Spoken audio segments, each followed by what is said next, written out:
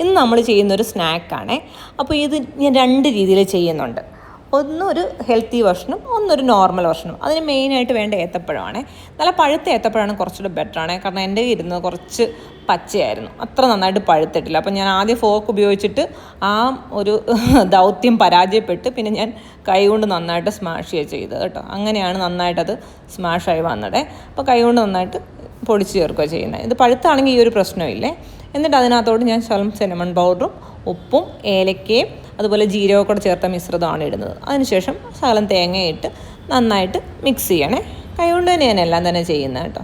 കൈകൊണ്ട് നന്നായിട്ട് മിക്സ് ചെയ്യുക. അപ്പോൾ അതിനിടയ്ക്ക് വലിയ പഴത്തിൻ്റെ പീസ് ഉണ്ടെങ്കിൽ ഞാൻ കൈകൊണ്ട് ഇങ്ങനെ പൊടിച്ച് ചേർക്കുന്നുണ്ട്. എന്നിട്ട് നമ്മൾ അതിനകത്തോട് ശകലം ഉണക്കമുന്തിരി ചേർക്കുന്നുണ്ട്.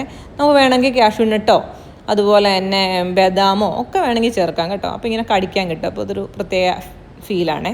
അതിനുശേഷം നമുക്ക് ശർക്കര ഇടുവാണ് മധുരത്തിന് വേണ്ടിയിട്ട്. അത് കഴിഞ്ഞിട്ട് നമ്മൾ കുറച്ച് അരിപ്പൊടിയാണ് ഇടുന്നത്. ഇടിയപ്പപ്പൊടിയാണ് ഞാൻ എടുത്തിരിക്കുന്നത്.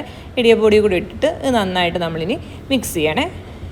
നന്നായി എല്ലായിടത്തും എത്തക്ക രീതിയിൽ നന്നായിട്ട് മിക്സ് ചെയ്യുക. എന്നിട്ട് കുറച്ച് വെള്ളാംശം കൂടുതലാണെന്ന് നമുക്ക് തോന്നിക്കഴിഞ്ഞാൽ ഒന്ന് ബാലൻസ് ചെയ്യാൻ വേണ്ടി കുറച്ച് റവയൊക്കെ ഇടുക.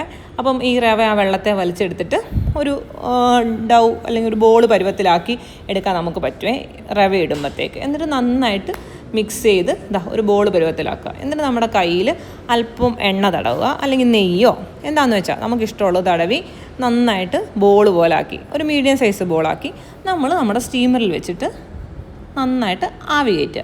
ഇതാണ് നമ്മുടെ ആദ്യത്തെ വെർഷൻ. ഇനി നമ്മുടെ രണ്ടാമത്തെ വെർഷൻ. നമ്മൾ ചട്ടി വയ്ക്കുക, എണ്ണ ഒഴിക്കുക.